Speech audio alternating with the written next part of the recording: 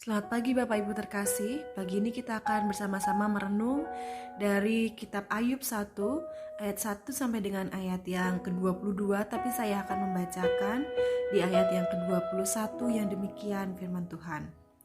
Katanya, "Dengan telanjang aku keluar dari kandungan ibuku, dengan telanjang juga aku akan kembali ke dalamnya. Tuhan yang memberi, Tuhan yang mengambil, terpujilah nama Tuhan." Demikian firman Tuhan, berbahagia kita yang mendengarkannya dan melaksanakan dalam kehidupan sehari-hari. Haleluya, amin. Bapak Ibu terkasih, tentu hidup ini sangatlah dinamis. Ada hitam dan putih, saat-saat momen naik ataupun turun, ada masa di mana kita menangis dan tertawa. Kisah hidup Ayub yang diceritakan dalam perikop ini pun menunjukkan hal yang demikian. Kemisterian hidup dijalani oleh Ayub, dan tentu kemisterian hidup ini juga kita jalani saat ini. Diceritakan di dalam perikop ini, dan seperti yang kita telah ketahui bahwa Ayub ini adalah orang yang saleh. Dalam ayat yang pertama dikatakan bahwa orang itu saleh dan jujur. Ia takut akan Allah dan menjauhi kejahatan. Ayub merupakan orang yang memiliki moral baik dan taat kepada Allah. Dan dijelaskan dalam ayat yang kedua dan ketiga, ternyata Ayub tidak hanya baik dari segi moral, tapi dijelaskan bahwa ternyata Ayub ini baik dalam segi material atau kehidupannya. Diceritakan bahwa Ayub memiliki 7 anak laki-laki dan 3 perempuan. Demikian pula kekayaan Ayub ini sangatlah melimpah, meliputi 7.000 ekor kambing domba, 3.000 ekor unta, 500 pasang lembu, dan 500 keledai, dan juga punya banyak budak yang bekerja dalam rumah tangga Ayub.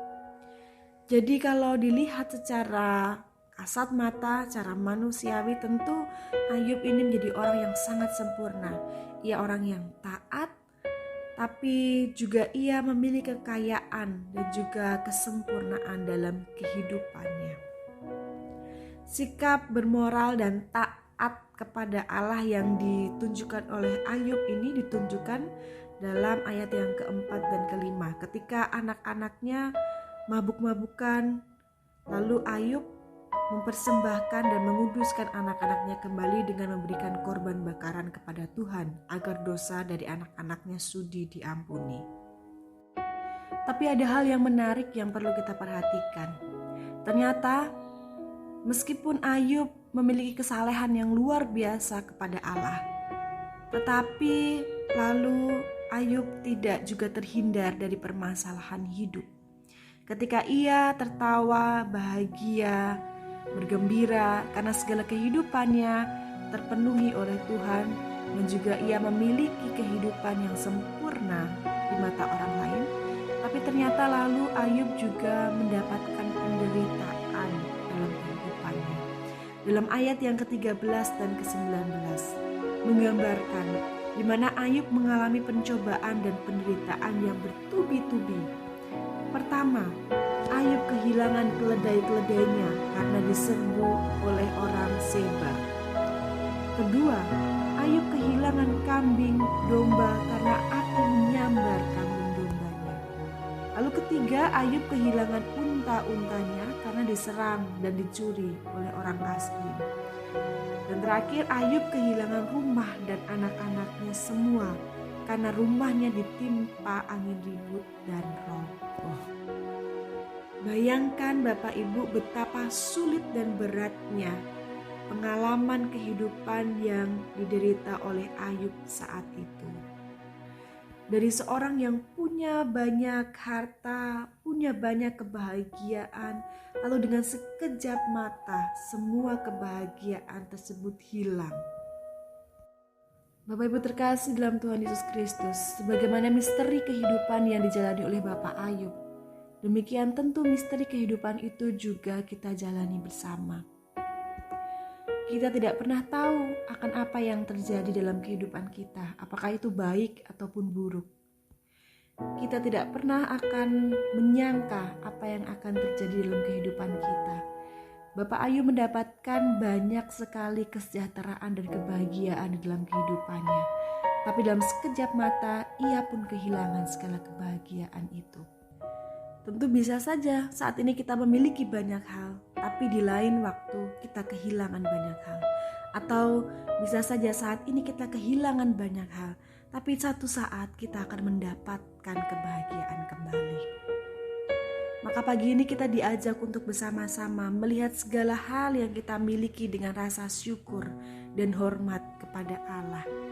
Apapun segala musim yang terjadi dalam kehidupan kita, hanyalah karena Allah yang menyelenggarakan kehidupan tersebut bagi kita.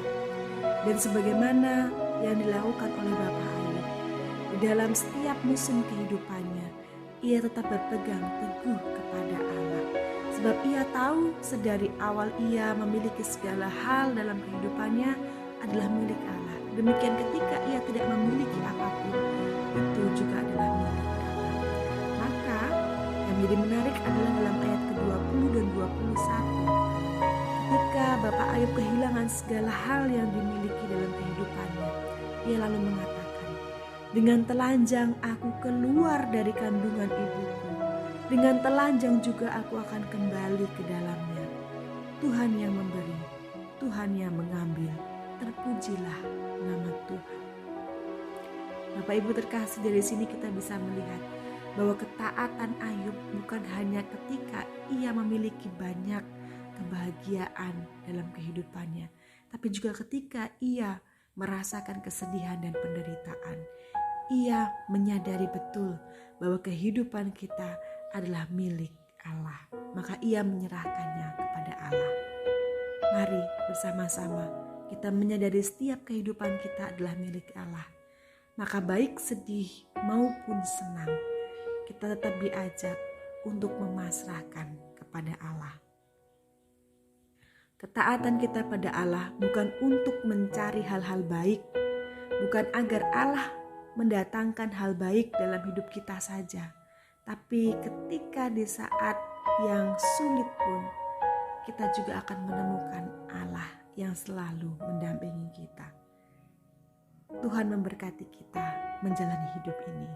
Amin.